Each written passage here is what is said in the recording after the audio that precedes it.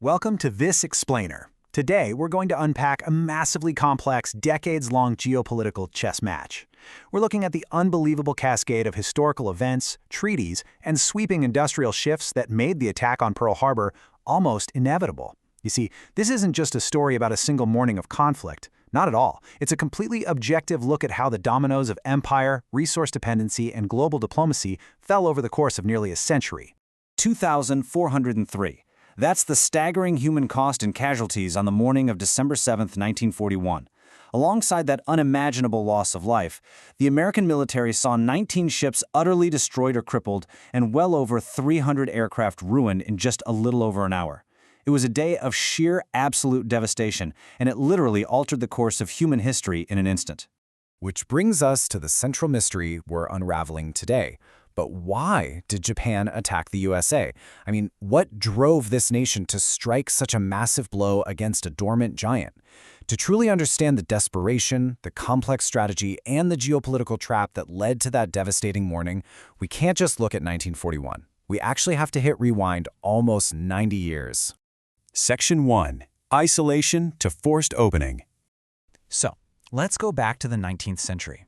At this point, European powers were aggressively colonizing massive parts of Asia and Africa, basically extracting wealth to fuel their own empires. For years, Japan vehemently resisted this under what was called the Sakoku policy. This was a system of strict isolation, meaning their borders were completely sealed. Foreigners couldn't get in, and Japanese citizens couldn't get out. But with the looming threat of colonization breathing down their necks, they were forced into a radical pivot. This pressure gave way to the Meiji Restoration. It was an era that entirely upended Japanese society, shifting the nation practically overnight toward open trade and rapid industrialization just to survive in a pretty predator-filled world. And there is this intense historical irony here. Back in 1850, Japan's borders were firmly sealed. But then in 1853, American Commodore Matthew C. Perry shows up with heavily armed warships, outright demanding that Japan open its ports for trade and supply lines.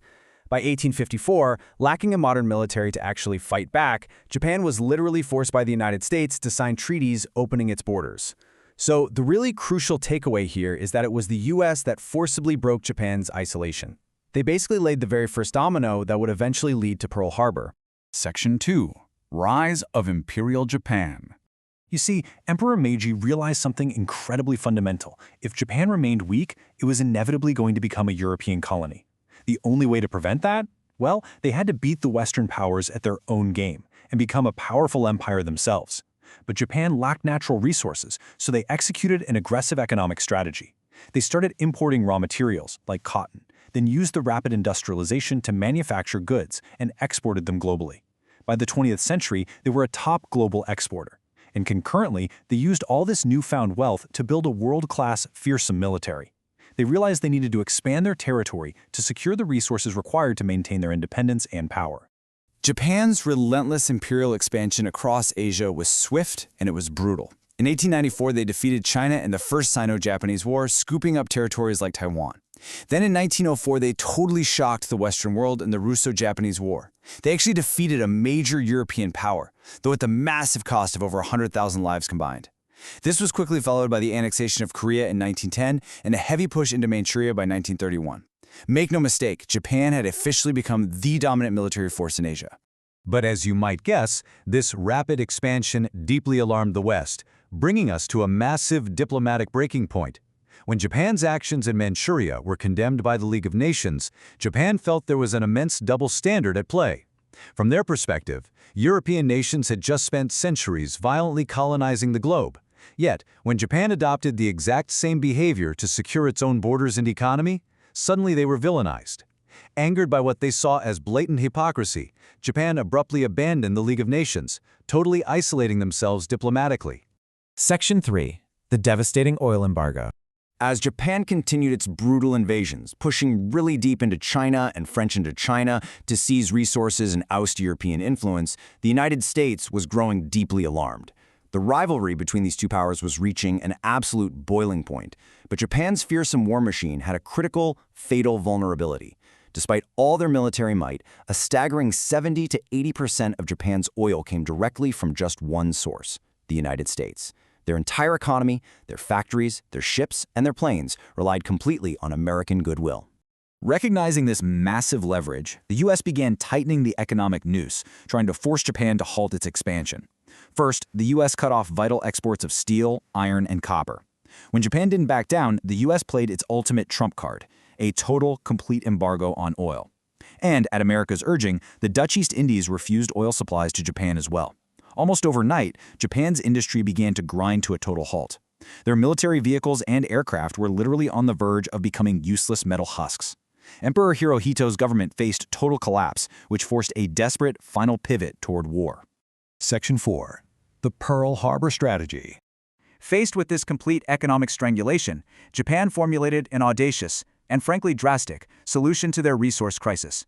Remember, World War II is already raging in Europe, so Britain, France, and other powers were entirely distracted by Germany and Italy.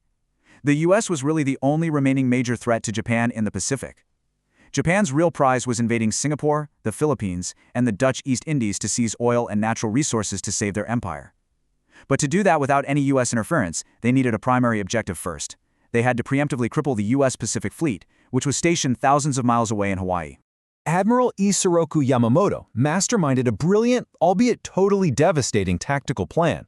Now, the waters of Pearl Harbor were notoriously shallow, so step one required an incredible engineering feat. They had to design custom shallow water torpedoes that wouldn't just sink into the mud when dropped from planes. The tactical execution of the rest of the plan was just as precise. Step 2. Destroy the U.S. military aircraft while they were still grounded so no counterattack could be launched. And Step 3. Relentlessly bomb the stationary battleships trapped right there in the harbor. Section 5. December 7, 1941. 6 Japanese aircraft carriers, loaded with hundreds of planes, arrived entirely undetected off the coast of Hawaii. It was a really quiet Sunday morning. U.S. soldiers were brushing their teeth, calling their families, completely unaware of the storm gathering above them. Then, at 7:55 a.m., the first wave of the attack was launched. Commander Mitsuo Fuchida led the charge, signaling the initiation of the attack with the now infamous battle cry, "Tora! Tora!" which literally translates to "Tiger, Tiger." The U.S. military was caught completely, 100% off guard. The brutal efficiency of the attack was simply unparalleled. The entire assault lasted just 1 hour and 15 minutes.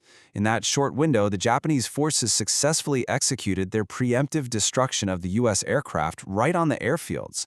The absolute most catastrophic moment occurred when a bomb struck the USS Arizona's ammunition depot. This resulted in a massive, unimaginable explosion that destroyed the ship and claimed countless lives. In barely over an hour, the might of the U.S. Pacific Fleet was temporarily crippled. But, there's a crucial detail that often gets overlooked here. Despite the utter devastation and the tactical success of the raid, the highest-ranking Japanese commanders were actually deeply unhappy. Why? Because the most vital, strategically important U.S. ships, the aircraft carriers, were actually out at sea on maneuvers that morning. They survived the attack completely unharmed. This meant America's most potent naval weapons were still out there, entirely ready to fight back. Section 6. Retaliation and World War II. Up until this specific morning, the American public was deeply divided about entering the global conflict, but the sudden, unprovoked devastation in Hawaii instantly unified the entire nation in outrage. Look at the timeline. December 7th, the attack occurs. The very next day, December 8th, President Roosevelt and the U.S. Congress declare war on Japan. And by December 11th, Japan's allies, Germany and Italy, declare war on the United States. In less than a week, this single event dragged the United States completely into the global theater of World War II, irrevocably changing the direction of the conflict against Hitler and the Axis powers. And this brings us to the somber conclusion of this massive global conflict. The war initiated by Japan to secure its empire, to secure the oil and resources it needed to prevent itself from being colonized, would ultimately end 4 years later in 1945. It ended not with Japanese victory, but with the absolute and terrifying devastation of Hiroshima and Nagasaki by American atomic bombs. As we wrap up this explainer, I want to leave you with a really provocative question to consider. Did forcing a closed nation's borders open inevitably forge the empire that attacked Pearl Harbor? Think about it. When Commodore Perry forced a sealed, isolated Japan to open its ports at gunpoint in the 1850s, did he unknowingly set off the exact chain of events that resulted in a Japanese military powerful enough to bomb Hawaii nearly a century later? It's a truly fascinating look at the cyclical nature of history and the immense, unpredictable, and often tragic unintended consequences of imperialism. Thanks for joining me on this explainer, and keep questioning the history behind the headlines.